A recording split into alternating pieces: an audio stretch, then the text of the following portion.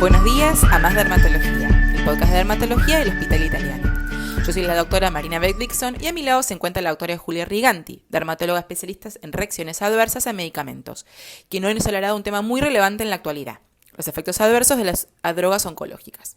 Buenos días, doctora Riganti, gracias por venir. Gracias, Marina, por la invitación. Muchas gracias. Bueno, actualmente nos encontramos frente a un gran avance en los tratamientos oncológicos frente al advenimiento de medicina biológica y de inmunoterapia. Esto nos permite optimizar el tratamiento para nuestros pacientes y aumentar su sobrevida y sobre todo su calidad de vida, pero muchos de ellos traen aparejados una gran cantidad de efectos adversos que van a comprometer la piel, las uñas y las mucosas. Por eso nos pareció muy importante y relevante invitar a la doctora Riganti para hablarnos un poco de cómo identificarlos y cómo poder manejar a nuestros pacientes con estos efectos adversos. Muchas gracias, Marina. Sí, la realidad es que, como vos bien decís, en las últimas décadas ha habido una emergencia de las terapias dirigidas en todas las áreas de la medicina, pero sobre todo en la oncología. Y estos nuevos fármacos, a pesar de que están diseñados para ser más precisos que las quimioterapias tradicionales, no están exentos para nada de efectos adversos y la piel es uno de los órganos que más se ve afectada por los mismos. Es así como empezaron a llegar estos pacientes al consultorio con efectos adversos que no se parecían a lo que nosotros ya conocíamos y habitualmente tratábamos, y tuvimos que empezar realmente a estudiar y a explorar una nueva rama de la dermatología.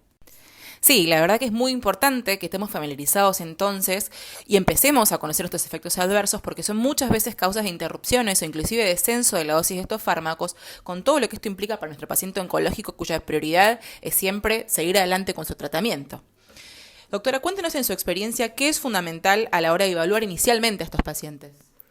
Bueno, Marina, mira, el primer paso, y quizás el más importante para poder hacer un diagnóstico correcto, es hacer un interrogatorio adecuado. Tenemos que hacer una historia clínica detallada de todos los medicamentos que está recibiendo actualmente nuestro paciente y ser lo más precisos posibles con las fechas y los lapsos de exposición. También tenemos que recabar la información de qué formas comerciales reciben, si hay que consultarles específicamente si toman alguna medicación homeopática, porque muchos omiten decirlo en la consulta, y drogas quizás de uso habitual de autoprescripción como son los antiinflamatorios. Muchos pacientes reciben varios medicamentos a la vez, así que a veces para poder interpretarlo correctamente es necesario elaborar una línea de tiempo. El segundo paso es realizar un examen físico lo más exhaustivo posible y para eso tenemos que pedirle al paciente que se desvista y revisarlo desde la cabeza hasta los pies. Y justamente hablando del examen físico, ¿qué es lo que no podemos olvidar de revisar? Bueno, además de examinar toda la piel, tenemos que acordarnos siempre de examinar las mucosas, oral, genital, palmas, plantas, consultarle al paciente si tiene síntomas asociados, fiebre, dolor de garganta, dolor cutáneo y no olvidar palpar adenopatías. Bueno, como dijo la doctora, lo fundamental que es sistematizar el examen físico para no dejar nada por fuera, ¿no? Siempre revisarlos completos. ¿Y cuándo deberíamos solicitar estudios complementarios? No sé, una biopsia, un cultivo, algún examen de laboratorio. Bueno, antes de pasar a los estudios complementarios, yo en general suelo hacer como un stop y tratar de preguntarme o lograr interpretar qué es lo que le está pasando al paciente. Y para eso trato de mentalmente dividir, bueno, esta es una clasificación que ya se conoce de las reacciones adversas a fármacos, pero pensar en cuál es la etiopatogenia del cuadro, ¿sí? Sabemos que las reacciones adversas a medicamentos pueden dividirse en dos grandes grupos. En primer lugar, y lo más frecuente, es tener una reacción previsible, llamada de tipo A, y que responde al mecanismo de acción de la medicación. Esto es lo más frecuente de ver con las nuevas drogas oncológicas y es el principal motivo de consulta. Por otro lado, tenemos las reacciones que son imprevisibles, en las cuales subyace algún mecanismo de alergia o hipersensibilidad a la medicación. Estas, a su vez, podemos dividirlas para su manejo práctico en el consultorio en simples y complejas o graves. Cuando nosotros sospechamos a través de algún signo de alarma en el examen físico que nuestro paciente puede estar desarrollando una reacción grave de hipersensibilidad por un medicamento, ahí vamos a tener que seguramente ahondar más en los estudios complementarios, solicitar un laboratorio completo y muchas veces estos pacientes tienen que internarse para poder realizar todos estos estudios. ¿Y cuáles son aquellas banderas rojas, aquellas señales de alarma que no podemos dejar de pasar por alto? Bueno, si nuestro paciente, por ejemplo, nos consulta por un exantema maculopapular, que es el caso de hipersensibilidad más frecuente, nosotros tenemos que buscar ciertos síntomas que lo hayan precedido, como puede ser la odinofagia, que lo presenta en el 50% de los casos de DRES, si el paciente tuvo fiebre, dolor cutáneo, ver si tiene adenopatías o ganglios aumentados de tamaño, examinar las mucosas, las palmas y las plantas, y hay ciertos hallazgos semiológicos que nos tienen que llamar la atención, como son el edema facial, el edema palmoplantar, la presencia de pústulas, dianas atípicas, compromiso de mucosas, ampollas, signo de Nikolsky, y muchas veces el dolor cutáneo a veces nos está avisando de la posibilidad de que el paciente esté desarrollando un caso de necrólisis epidérmica tóxica, que es lo más temido obviamente por los dermatólogos.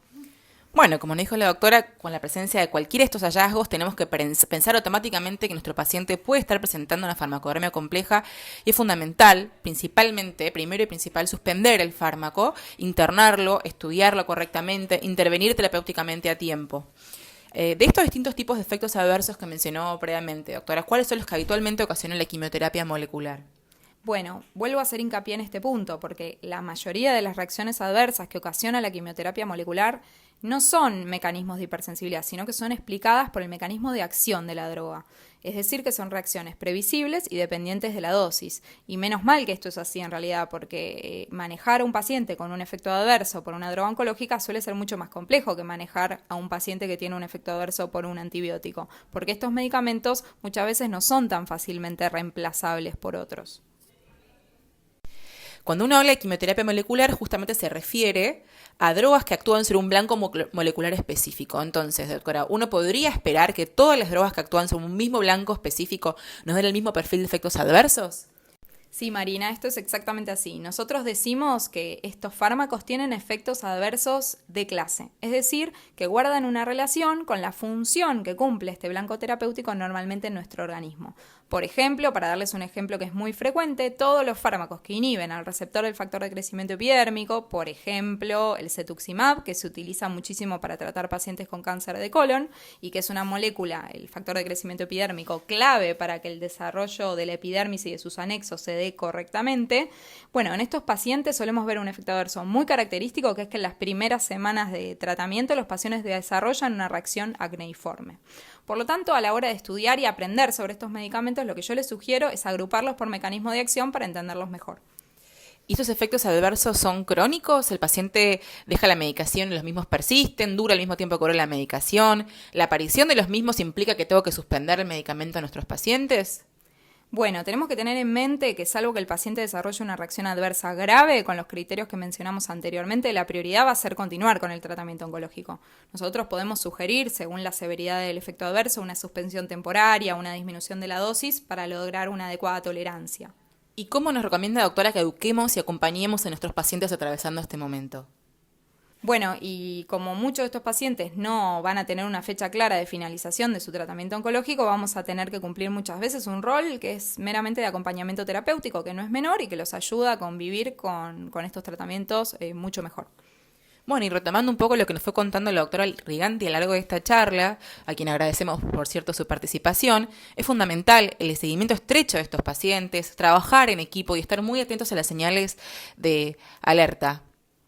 Bueno, y gracias Marina por la invitación. Les quiero también agregar otra invitación más para los médicos que les interese este tema, quieran ampliar sus conocimientos. Todos los años nosotros realizamos, junto con el grupo de trabajo de reacciones adversas a fármacos de la Sociedad Argentina de Dermatología, realizamos un curso en el cual hablamos y desarrollamos bien este tema de efectos adversos a tratamientos moleculares oncológicos y cómo impactan en la piel. Este curso se desarrolla en la Sociedad Argentina de Dermatología. Bueno, muchas gracias por la invitación, doctora Riganti. Eso fue todo por el día de hoy y nos reencontramos en la próxima emisión de Más Dermatología, el podcast de dermatología del Hospital Italiano. Hasta luego.